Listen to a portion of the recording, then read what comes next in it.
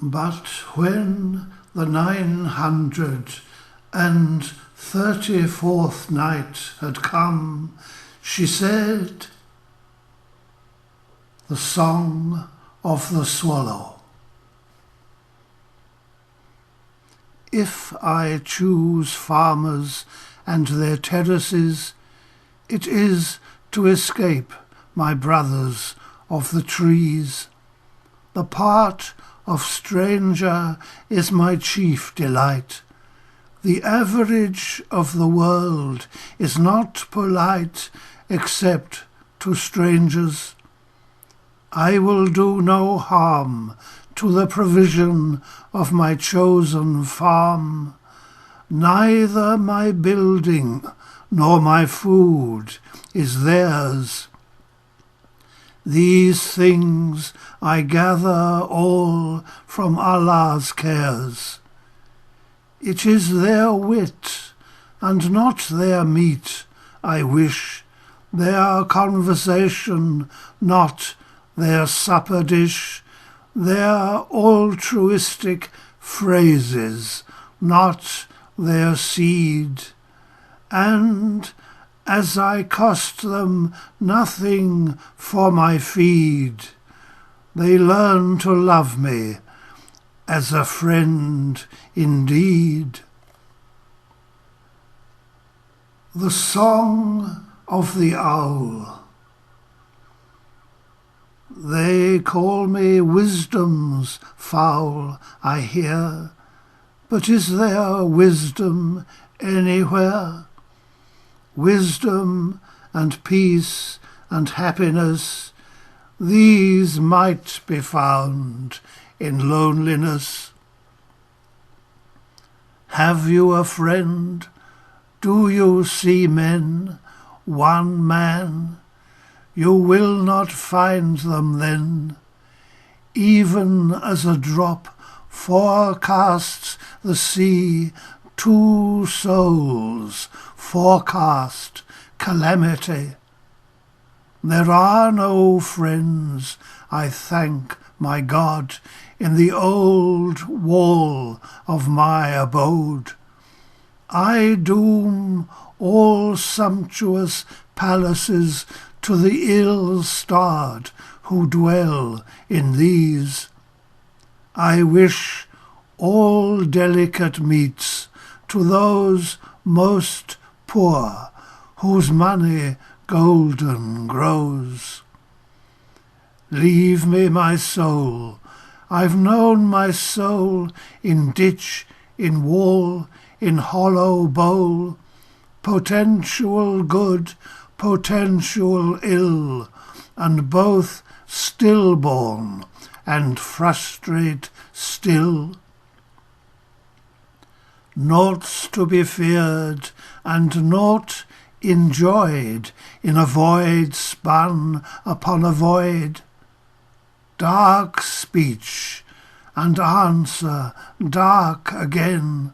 Some things are fatal to explain. Those obligations, very fine, they forget theirs, and I with mine. They call me wisdom's fowl, I hear, but is there wisdom anywhere?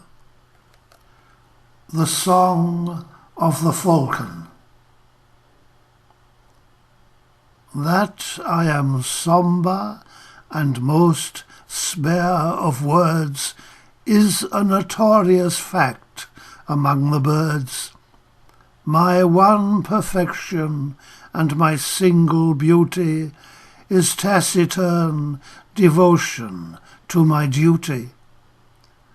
I am not as that fatuous nightingale whose ceaseless singing wearies all the vale, and whose intemperate speech, when heard on high, brings down misfortune and calamity. The rule of silence is my one profession, and my sole virtue lies in my discretion. When I am caught, I still remain discreet.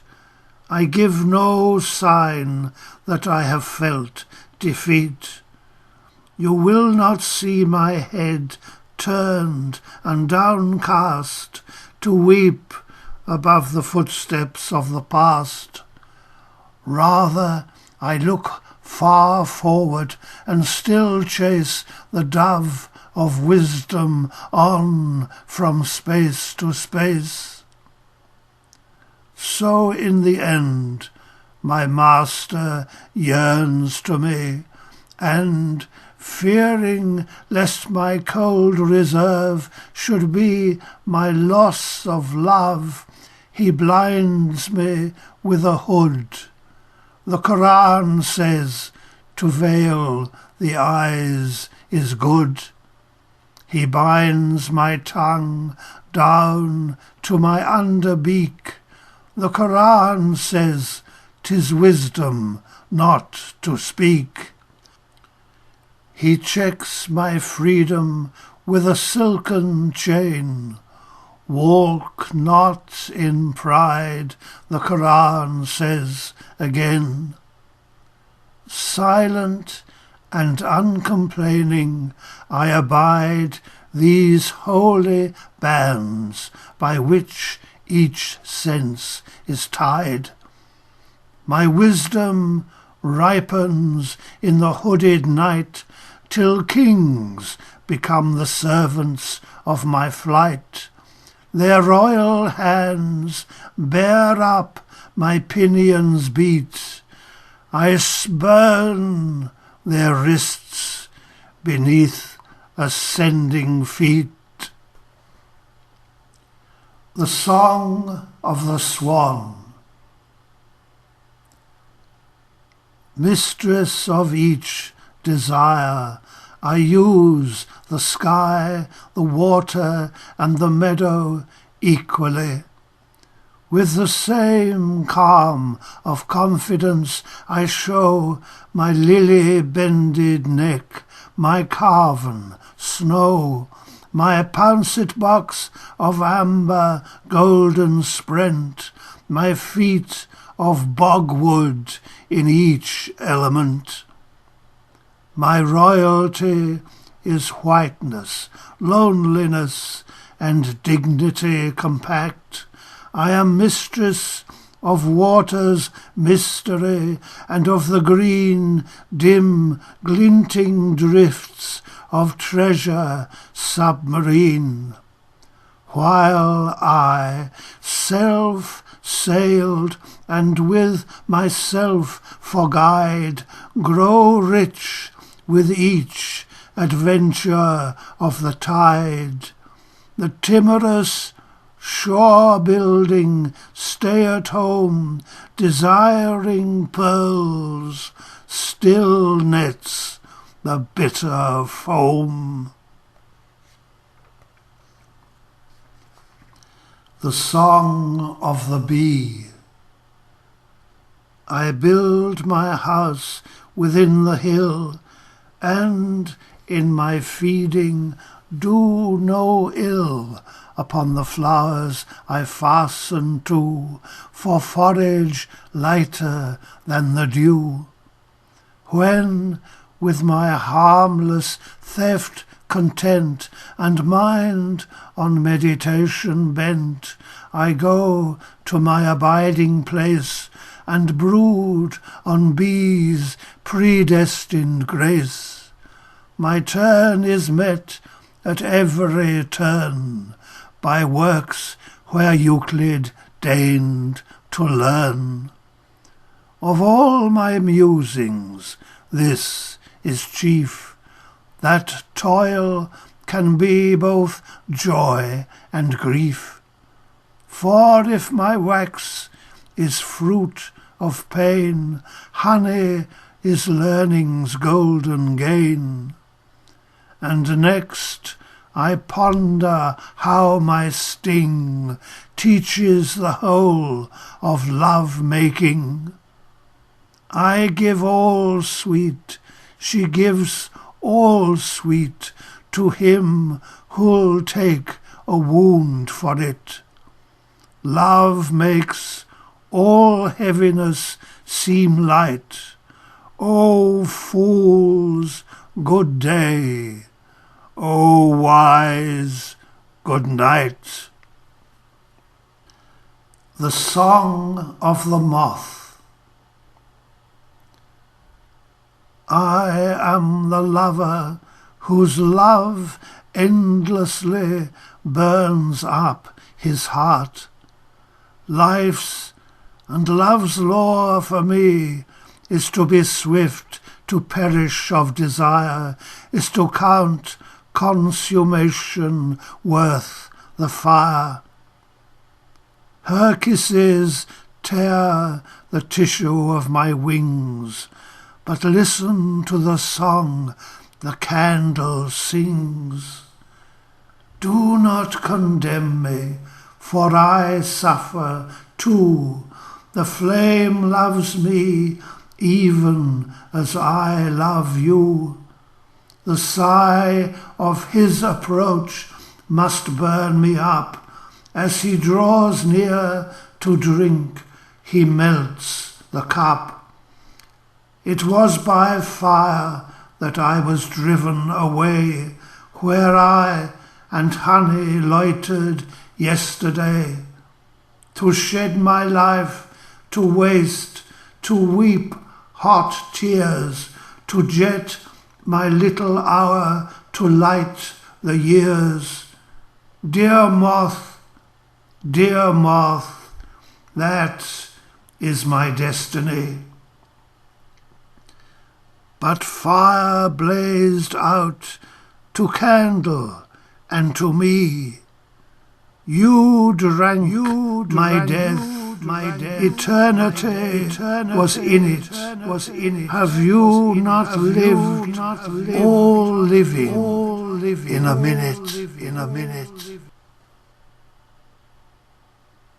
But when the 935th night had come, she said, the Song of the Crow.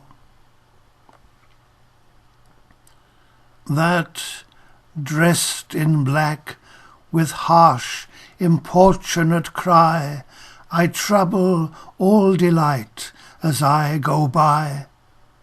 That, circling shadow-wise the camps of spring, I prophesy their bitter leave-taking. That, when I see a love, I croak its doom, or, flecking some bright palace with my gloom, foretell the speedy ruining of it. These and more sombre habits I admit. If you, who blame me for such things, could guess wherein lay your abiding happiness, you would wear midnight garments even as I, and curb your conversation to a sigh. But no, vain pleasure is your only goad, and vanity decoys you from the road. You cannot realize that friendship is to blame, not praise, to teach and not to please. I, only I of all religious folk, retain the symbol of a sable cloak, and weep for passing time, and groan to see the caravans set out high-heartedly. All men are deaf. Although I cry aloud, they turn their backs upon the morning cloud. Alive, they will not heed me, though they could, and dead, they cannot hear me if they would.